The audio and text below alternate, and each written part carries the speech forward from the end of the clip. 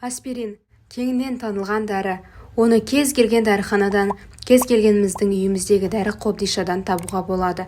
Бұл дәрінің құрамында цитрамон, аскофен, кафецил, ацилизин, асфен секілді қызуды түсіретін дәрілер жинақталған. Аспирин ішіп, қызуды түсіруге, ауруды басуға, суық демдеуге болады. Бұдан бөлек бір емес бірнеше дертке дауа болатын қасиеті бар. Нақтырақ айтқанда, аспирин кейбір қатерлі ісік ауруларының қаупін азайтады. Ұзақ уақыт бойы ацетилсалицил қышқылының аз мөлшерін үнемі қолданған адамдар қатерлі ісіктердің мына түрінің алдын алады. Колоректальды қатерлі ісік, яғни тік ішектің және тоқ ішектің ісіктерін, сондай-ақ қайталанатын рак алдындағы полиптерді, сүт безі қатерлі ісігін, бұл дәріні ішу арқылы ісік қаупін азайтуға және науқас әйелдердің жағдайын жақсартуға болады. Өңеш ісіктері кезінде, қуық асты безінің қатерлі ісігі кезінде қолданады. Сіздер дұрыс түсініңіздер, аспирин ісік ауруларын емдейтін дәрі емес, аз мөлшерде жиі ішу арқылы ісіктің алдын алуға, асқынуына жол бермеуге болады.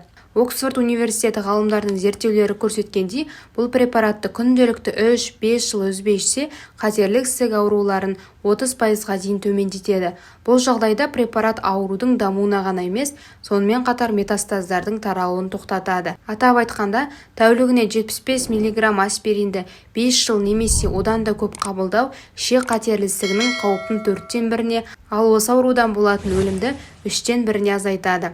Аспирин жүкті әйелдердің қан қысымының көтерілмеуіне ықпал етеді.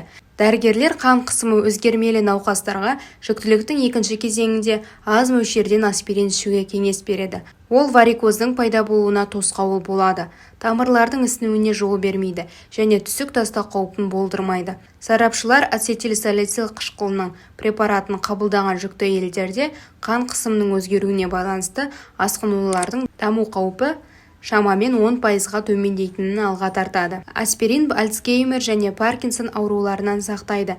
Әсіресе әйелдер қауымына 2 аптада 1 рет аспирин дәрісін ішуге кеңес береміз. Егер осы кестемен 2-3 ай бойы ішіп жүретін болсаңыз, онда дауасы қиын Паркинсон мен Альцгеймер ауруынан сақтанғаныңызға 100% сенімді боласыз. Аспирин инсульттің алдын алады. Өздеріңіз білетіндей, аспирин қанды сұйылтады да ұйуына жол бермейді. Тіпті мидың қан айналымын жақсартады. Ал американдық дәрігерлер қоспасында ибупрофен бар ацетилсалицил қышқылы инсульттің алдын алады деп мәлімдейді.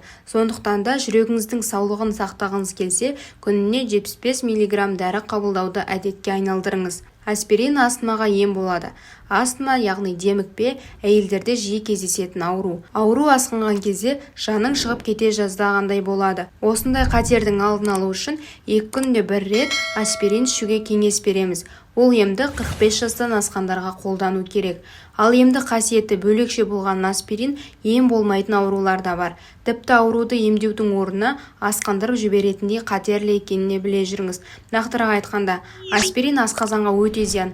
Ацетилсалицил қышқылы асқазанның қабырғаларына теріс әсер етеді.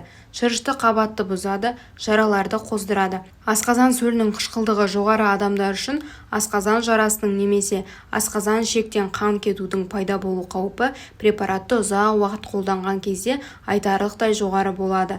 Өкінішке орай, аспириннің ең төменгі мөлшері де асқазан ішек жолдарының жоғарғы бөлігінен қан кету қаупін арттырады. Асқазан жарасының асқынуына әкеледі. Аспирин ер азаматтарға көмектеспейді.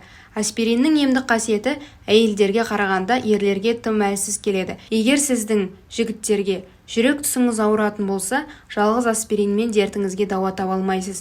Өйткені дәрінің емдік күші сіздің ауруыңыздан айықтыруға қауқарсыз. Аспирин вирустық инфекцияны емдей алмайды.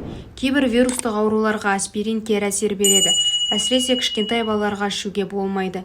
Егер аталған ауру белең алғанда аспиринді қабылдасаңыз, онда рей ауруының белгілері біліне бастайды.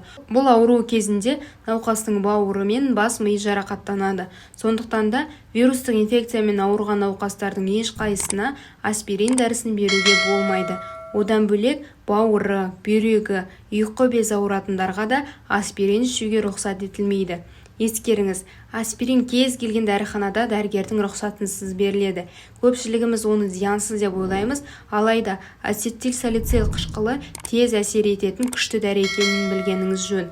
Жадыңызда жүрсін, аспиринді тамақтан соң қабылдау керек. Мейлінше дәрі күйінде емес, ұнтақтап ішкен пайдалы. Артынан көп мөлшерде су ішу керектігін ұмытпаңыз. Ақпарат ұнады деген ойдамын. Тағы да қандай ақпараттарды күтесіздер, комментарийге жаза кетіңіздер. Каналға тіркелмеген болсаңыздар тіркеліп, қоңырауша белгісін баса кетіңіздер.